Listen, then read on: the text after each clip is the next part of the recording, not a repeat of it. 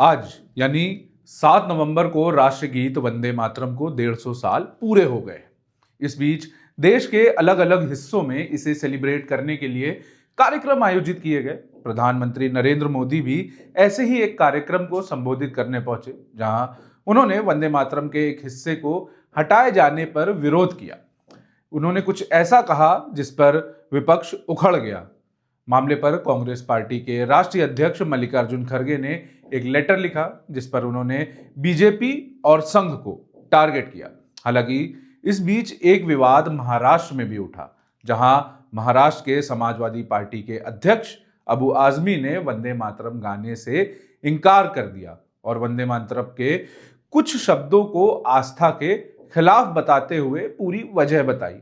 वंदे मातरम ना गाने पर बीजेपी के कुछ कार्यकर्ताओं ने उनके घर का घेराव किया और बाहर विरोध प्रदर्शन भी किया।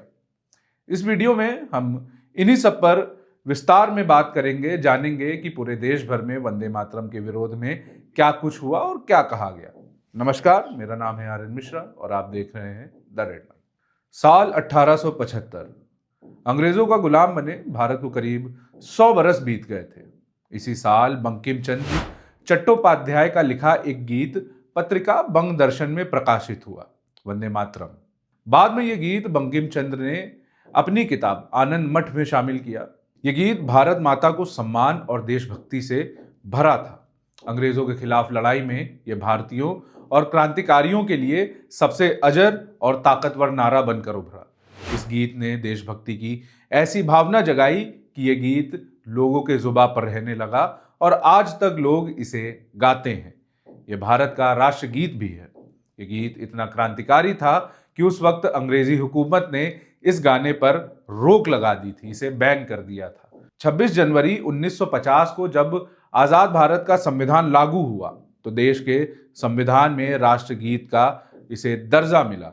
साल 1896 में कोलकाता में हुए कांग्रेस अधिवेशन में रविंद्रनाथ टैगोर ने वंदे मातरम को पहली बार गाया था, लेकिन आज आजाद भारत में इस पर विवाद होता है। बीजेपी ने कांग्रेस पर वंदे मातरम गीत की आत्मा को मार देने का आरोप लगाया। बीजेपी के राष्ट्रीय प्रवक्ता CR केशवन ने अपने एक्स अकाउंट पर पोस्ट करते हुए लिखा कि नेहरू के नेतृत्व में कांग्रेस ने वंदे मातरम को ऐतिहासिक रूप से विकृत किया।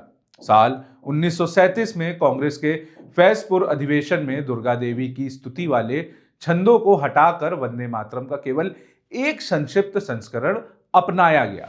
उन्होंने इसे एक ऐतिहासिक भूल करार देते हुए कहा कि नेहरू ने साल 1937 में नेताजी सुभाष चंद्र बोस को एक पत्र लिखा था। इस पत्र में नेहरू ने कहा था कि वंदे मातरम का देवी दुर्गा से कोई लेना देना नहीं है। इतना ही नहीं, उन्होंने इसे राष्ट्रगीत के लिए अनुपयुक्त भी बताया था।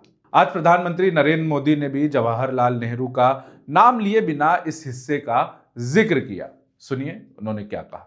वंदे मातरम से जुड़ा एक और विषय है जिसकी चर्चा करना उतना ही आवश्यक है।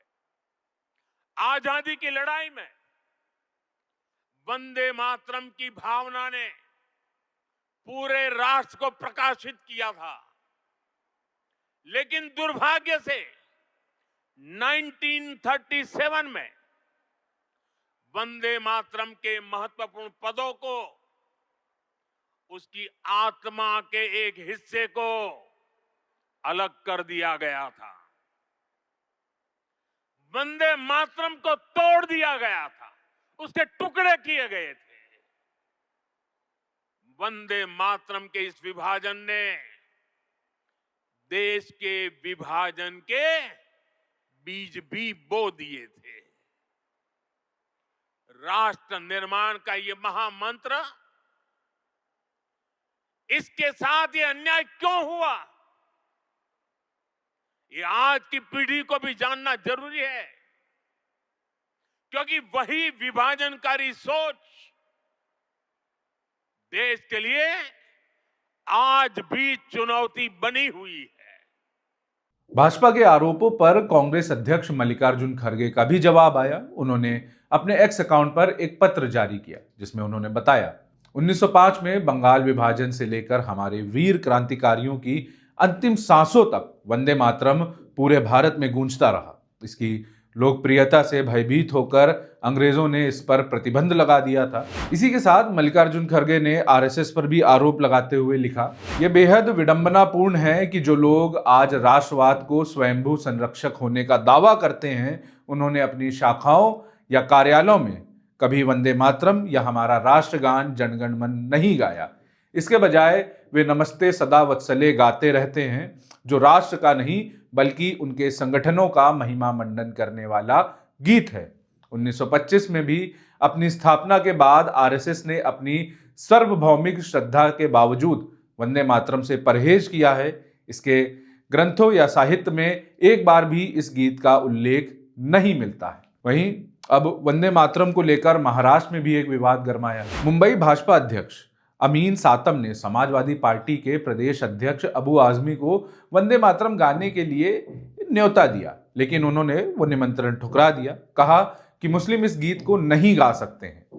सुनिए अबू आजमी इस पर क्या बता रहे हैं।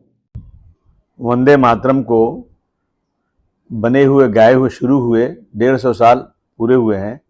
इस उपलक्ष्य में महाराष्ट्र सरकार सारे स्कूलों में, मदरसों में वंदे मातरम को कंपलसरी गाने के लिए उन्होंने एक जीआर निकाला। देखिए, वंदे मातरम का हम सम्मान तो करते हैं।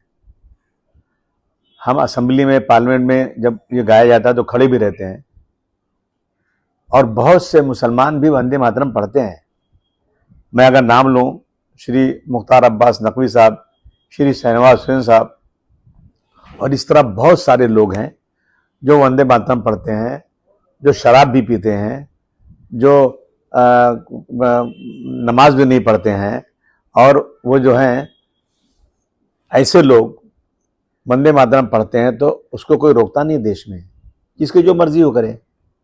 लेकिन मैं बार बार कह चुका हूं कि आज ये लोग क्या कि मेरे घर के नीचे आए, और जब तक अबू आसिम को वंदे मातरम पढ़ा नहीं लेंगे उस वक्त हम यहां से जाएंगे नहीं, उनका पीछा करेंगे। ये जबरदस्ती दादागिरी है। तो अबू आजमी के मना करने के बाद बीजेपी के कार्यकर्ता उनके खिलाफ विरोध प्रदर्शन करने उतर आए। इस दौरान उनके घर के बाहर बीजेपी कार्यकर्ताओं ने विरोध जताया। आप इस विवाद को कैसे देखते हैं, हमें कमेंट बॉक्स में जरूर बताएं। तब तक के लिए देखते रहिए द रेड माइक।